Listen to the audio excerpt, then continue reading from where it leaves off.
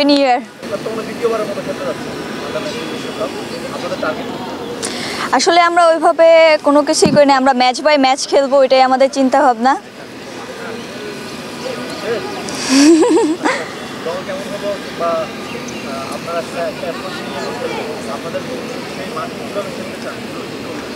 আসলে আমাদের টিম আলহামদুলিল্লাহ অনেক ভালো, যদি আমরা আমাদের রোলটা পালন করতে পারি আমাদের টিম, আমি জানি আমার টিমের স্ট্রং জোন কি, তো আমরা যদি আমাদের স্ট্রং জোন নিয়ে ফাইট করি অবশ্যই ভালো কিছু হবে দিন শেষে।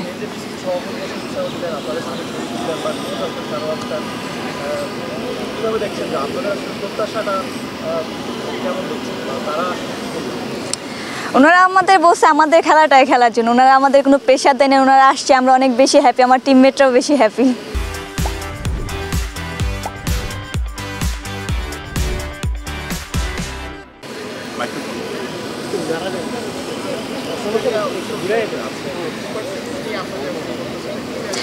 আমাদের ফার্স্ট টার্গেট আমরা অস্ট্রেলিয়া হোক যেই হোক, আমরা আমাদের খেলাটা খেলে আমরা মনে করি না যে অস্ট্রেলিয়া এগেনস্ট, ওরা অ্যাটলিস্ট ভয় পাবে যে আমরা বাংলাদেশ টিমের যে গ্রুপ ওই গ্রুপে পড়ছি।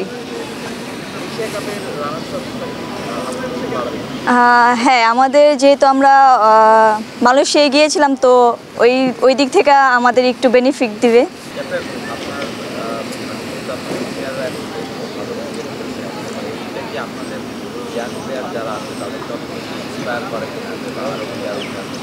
হ্যাঁ, তা তো অবশ্যই করে, আপুরা এতদিন খেলে আসছে দেখে আমাদের এজ লেভেলটা শুরু হয়েছে, তো আপুদের দেখে অ্যাটলিস্ট আমাদের আশা।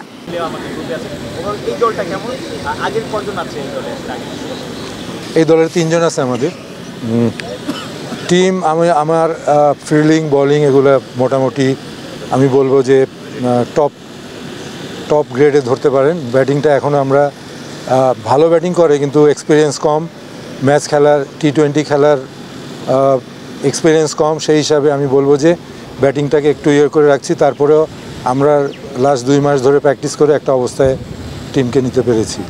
আমি আশাবাদী যে আমাদের টিম ভালো করবে।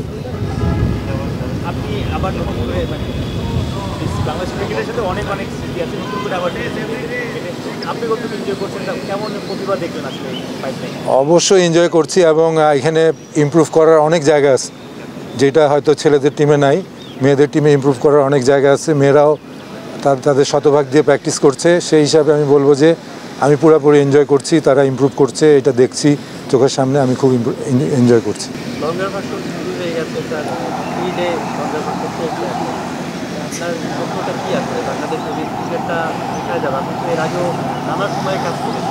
না, এখন বোর্ড প্রেসিডেন্ট, ওমেন্স উইংয়ের ডাইরেক্টর, এরা সবাই ওমেন্স ক্রিকেট নিয়ে সবাই কাজ করছে এবং আমাকে যে কোনো রকম হেল্প করছে। সেই হিসেবে আমি বলবো যে সামনে ওমেন্স ক্রিকেটের সুদিন আসছে, এবং আমি আশা করি যে আমাদের ওমেন্স ক্রিকেট তাড়াতাড়ি উন্নতি করবে। শুধু 3 দিনের খেলা না, আমাদের সব ধরনের খেলাই খেলতে হবে।